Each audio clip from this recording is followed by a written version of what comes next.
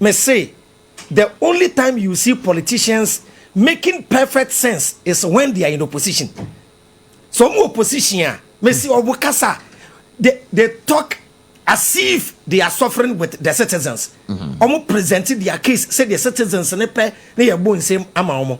Who did to me more we pe number shifty blame. Abraham Ben Moshe, that is saying. Oh, Boko Minia. Bibia Bokore. Bibia Boko. Great.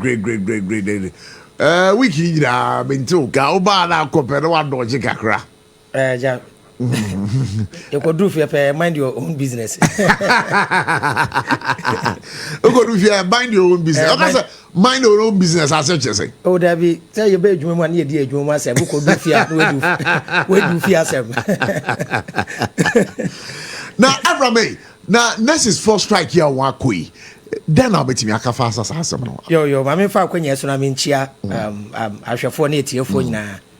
Edom nyina so ase. Em say nurse for asem na enye nde na start aha na ade ba kwa me observe we both NDC and MPP ne say o present problem the more mope na omo question ya obisa ni enye san kom di MPP din bem don't bring NPP in this ye bisa question ya to about the amount wa ba power politicians some you very smart me say the only time you see politicians making perfect sense is when they are in opposition. Some opposition, may see Obukasa, they talk as if they are suffering with the citizens. Omo presented their case, say the citizens ne pe ne ye bon same ama omo. Who did to me more we pe number shifty blame. Obi catch them say, e di ntina say ye program sir before me baso no. Yeah. Ye program sir. Every day we don't talk about solution. But we are talking about the problem. And I catch you say, almost say, the solution is with the politicians. It is in their manifesto. The entire Ghana, ya two aba, edema NDC for ne say. NDC for any problem one, nanado abain ekose. Ana, entiabro mo ye campaign no. They were going round with the solution. Ne, enye nese for na kwasa ye nyina, nese for kokuru mo mo. Mekai. Moshe ben ena Moshe nese for. And then you are telling me, say, budget now with the buy and come. Meaning the nurses were not part of your plan. Oh, but I didn't know my nurses in the budget. So I remember that time, no, about the allowances in school. Allowano. I know the name of budget. And I understand said that allowances have been catered for. Well, oh, sir, my main can't say me politicians. Can be true. And then I say topic we drew fear, me discuss it. Omo French me. NDC omo mouthpiece ba akopa ene Kevin Taylor. Oh, we are sure. Oh, dabi omo mouthpiece ba akon. We are sure say officially. Oh, that Kevin Taylor kasama party ben. NDC but oyade bi. Oyade bi no muntie. Mobile power ya na. Kasama NDC. Oh, we nya news. Me pasa yem ko. Whoa, I didn't know say news. Oh, the nurse for atembia. Emra na me wo sa fe, he is appealing to the nurses.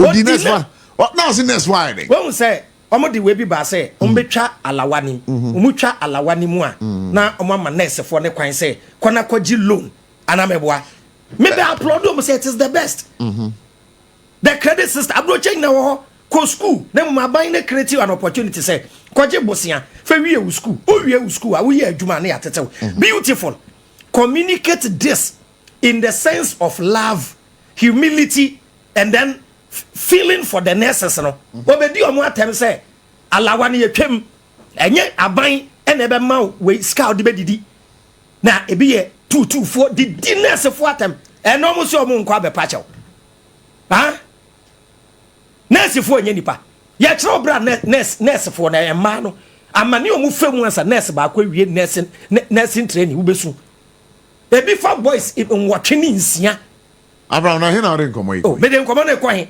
They go through a lot. Enti nurse for the cost strike omukọ. Wo be catch am say budget ni no. We didn't make any allocation for that. Nemom mutumi kwatena ho. E peja 292 million Ghana cedis am de koto pad. It was catered for in the budget. Yes, I know the one. That's it. No, yes, I know the also mo 16 cedi. 16 cedi for part. Me twin to mama ba. Sasam na how power. I can me pa because but wouldn't him say, yeah, Abraham. It doesn't make sense. Abraham. from where nurse I used for to start say. soon Ghana here nurse for start soon here nurse for start soon na me bomb pa na debut no mo so smart say a teacher for Christ obia su Ghana juma ni bi wan kasa wuti we bone wan kasa wutiri hu a and say then na catch nurse politicians ba then na catch nurse so nurse for o mo ntrefie no mo ntrefie say afro so better now dia nurse for ye me so mo ntrefie say o mo ntrefie and you ya go hospital no nya nurse ba enti aban mo ba no afro we dey me no nya me no nya why dey me no nya no ntrefie say meba na eda police for be cause strike no e no be hu de be si okuro mu a say police for cause strike ye nche kronfo na what is say police for cause strike because omunim be obajuwa no emra ma ho kwan say o me cause strike meba mo aba power mo se e ka wo ho meba na bisa question bisa papa bia ekom ene ahokire wo fie sa papa no okokuro mu a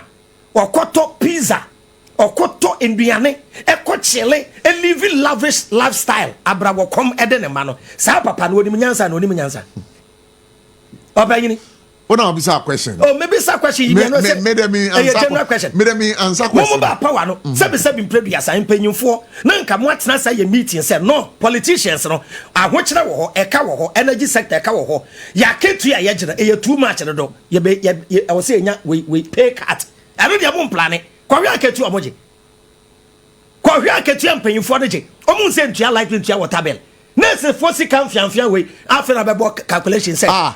Say one next for Sika. One next for Sika. And your next for Sika Mudu. But I next for Sika Fian. Not for Sika, say. Oh, say, send on him say. May see two also figure, must say 292.4 million Ghana cedi. And the much the ship some more top hard. And your my young more school, as I free education. You to top hard, my man. And for the greater good, next, no could save life. Now politicians they know. Ono ne ma me yare ne ba yare a. On fa ne nkwa ye hospital mfianfen. Obe fly ne busu ne no. Enti de ekoso ye we the citizens will suffer. So mu nwini ye ho kakra. But Avrami, one say the National Labour Commission so ababonten omo de asem na kodan assembly bia. Court akire omo say de omo ye no illegal.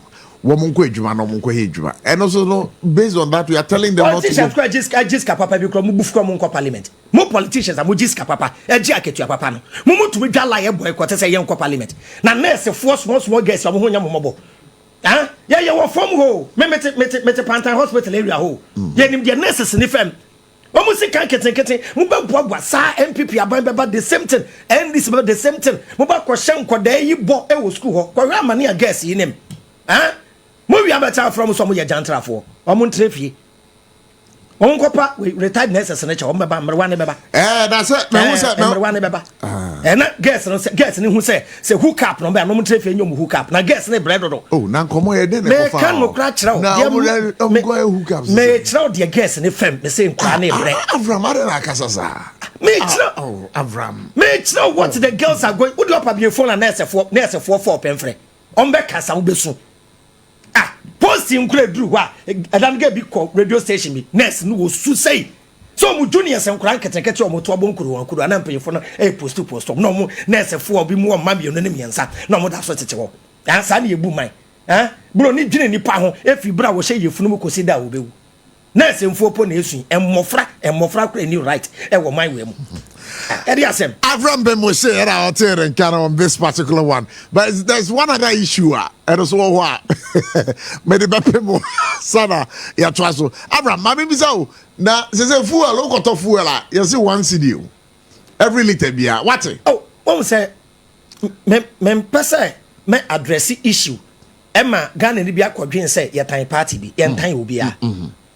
Oni pe bi obeka say tia the payment of taxes. No or your money. Adia ye di boom my taxes account. It your tax all over the world. But I was see if you would the reflection of the taxes we are paying in the system. You be say ba wo me say obed no be construct here kwan. Ba me can say oh the only say you tow the roads and then you do. Or ba ya bam road toll no be twem. Enom ko fa e-levy buy. Until the moment you wouldn't be introduce a certain tax, we criticize it. We reasons how they criticize it. You know, also introduce another tax. The same thing, ever criticize. I buy a debo techino, ya de boba, a simple. e-levy bano me trudi atutu bottom tax e-levy there it was a smart pickpocket straight away edi entia ma me wi na membra petroleum there no all right any number 1 e-levy here usika odi ato ebia o bank a obeyi no through electronic odi beyi no phone so no omo je tax meaning my year adwuma wie metua me taxes directly indirect because ukoto pizza kra yete o tax mana meboa nti metua me taxes directly indirectly metua me tax aso mamba pa mawie sika kakra na aka na me de to me wallet mu no abai de ni abeta wallet no se wonim wo sani o ma me bia wetua tax wo sani wo ba bia me tua tax utua tax wo koto aduane a utua sani ya bobra ye kasa eno kra ma me bo MPP fo abaso ti ha woni eza me bo baba so no eno kra no ye kasa ho e ko parliament on would deliberate ho embebu no sole ye demonstration that means even omo ka say they will pass it no omo gi your concern on the street kra nso moko. One thing about e-levy both citizens and politicians were paying and politicians say am just so betu akese because omo no musika na modu and omo guess and so do so to omo ye mobile money pa enti politicians etu ya e-levy and na wo si ade na nye ampa because ye hu fa so bia enoko mobile ya enkunta bia mo anye when be some say scan we betting tax MPP for etete kro mo so manti betting tax bia o mbeka kire mbebu no enye hwe wo ba ya wo se wo ya mezaya yembo wo se wo betwa tax nim na it doesn't make sense wo twitwa tax nim wie ya endru 2 months what the another tax about say petroleum tax ne so a mudu parliament ya hwim pum wa passe sani ya bumai but some say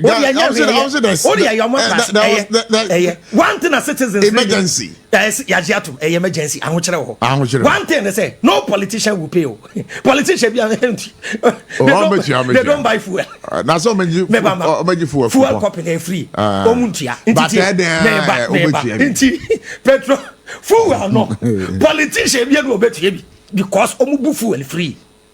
Young citizens in the suffer. Number 2, those who will feel the consequence. Commercial drivers, taxi drivers, buses, and any. Baby, say on the 5th, on the 6th June, dollar na sa court 12 cedi na sa ba down. Baby, echo 15 within some hours and a drop rate and about 12 and a sa ba 10. And then be check here and 10.25. 10.25. It's the same about the dollar na above from no and they justify ho. Yes sir. Yes we see kan nyen mo nyam kakra. Na dollar ne sa page biom na petroleum ne bo kosoro a. And also calculation be say. All right, so okay. We are not against the payment of taxes. But embe country yen say wonu no kon the tax bi buy. Na no yem bontungu esansa ho kire wo ho e de enti. Wo buy ya Robin Peter to pay Paul. Mira say, Avram Ben Moshe, and I was telling Cado.